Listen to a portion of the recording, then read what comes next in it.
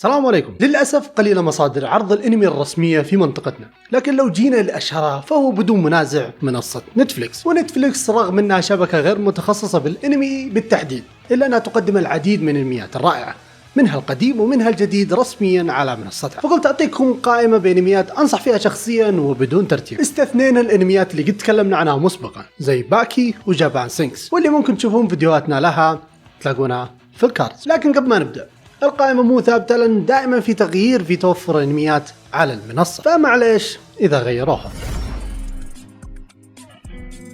نبدأ القائمة مع أنمي يتكلم عن الأمير البريطاني لولوش وأخته العمية المنفيين لليابان وقت احتلال مملكة بريطانيا المقدسة على الكثير من مناطق العالم. يقرر لولوش يتحدى المملكة بالكامل عشان تعيش أخته نانالي في عالم مسالم. أنمي يملك دراما وحبكة كتابية عالية الجودة مع أحداث غير متوقعة. كود جيس بموسمين بمجموع 50 حلقة. الأنمي الكلاسيكي اللي قصته تتكلم عن اليابان في عام 2015 بعد هجوم كائنات فضائية تسمى أنجلز، بالإضافة إلى رحلة بطل القصة في إتقان قيادة المدرعات العملاقة وعلاقته مع الشخصيات. العمل جمع بين الأكشن والدراما بشكل رائع، وأغنية بداية أشهر من نار على علم. نيون جينيسيس إيفانجيليون ب 26 حلقة. لو أنت من عشاق الموسيقى فالأنمي هذا راح يعطيك أشياء ترتبط فيها، ولو أنت من عشاق الدراما فالعمل راح يعطيك ذكريات ما راح تنساها. الأنمي اللي يتكلم عن إيريما، طالب وعازف بيانو مشهور فقد قدرته على العزف على البيانو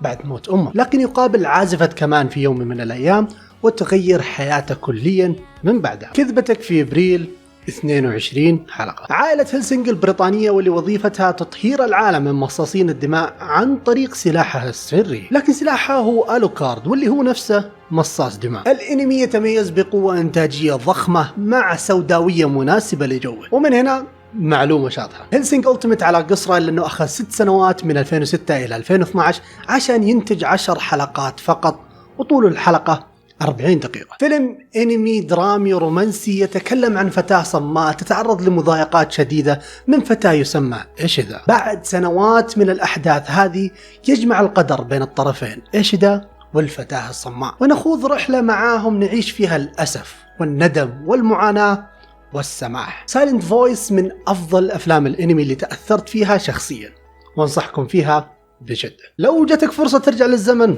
ايش بتسوي؟ انمي الدراما والغموض الرائع خلى السؤال هذا هو محور قصته. بطلها ساتورو شاب بطريقة ما يملك قدرة تخليه يعود بالزمن، لكن هذه القوة لها شروط وعواقب، وكل خطوة يسويها البطل يلاقي نفسه في مكان جديد كليا. انمي قدم قصة قصيرة رائعة وتعامل مع الزمن واللعب فيه بطريقة جدا ممتازة.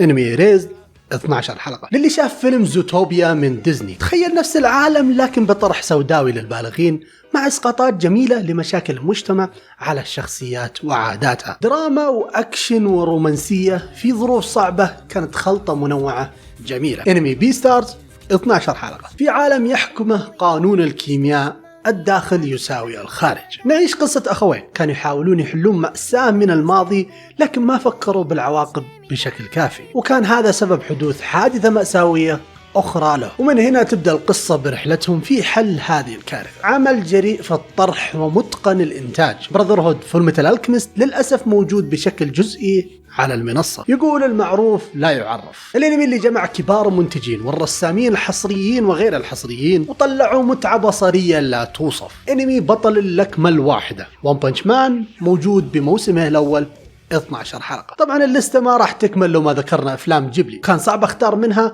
فقلت ندخلها كلها في قائمة دفعة واحدة. والأفلام جدا مناسبة للعائلة وفيها تنوع كبير وممتع للصغار والكبار. عمل يحكي قصة كفاح ثنائي موسيقي في عالم قاسي وكيف يقدرون يحققون حلمهم في انهم ينشرون اسمهم. عمل جمع بين انواع الموسيقى عديدة وباللغتين اليابانية والانجليزية، ولما اقول انجليزية اقصد انجليزية متقنة لدرجة انك ما تحس انك تابع عمل ياباني. كارول اند تيوزداي ب 24 حلقة. واخيرا وليس اخرا الفيلم رقم 19 للاب الروحي لاعمال الشونن دراغون بول، الفيلم اللي رجع فيه امبراطور الشر فريزا بقوة جديدة يتحدى فيها أبطالنا. فيلم ذكر الناس ليه توي أنيميشن واحد من أقوى الاستديوهات إنتاجيا لو هم يبغون يشتغلون من قلب. دراغون بول زد ريزركشن اف يختم لنا هذه القائمة. طبعا استحالة نجيب كامل الانميات، فروحوا له كومنت وقولوا لنا وش الأعمال اللي نسيناها في التعليقات. قبل ما نختم حاب أشكر وأعرفكم على أجدد عضو معانا في طاقم اليوتيوب،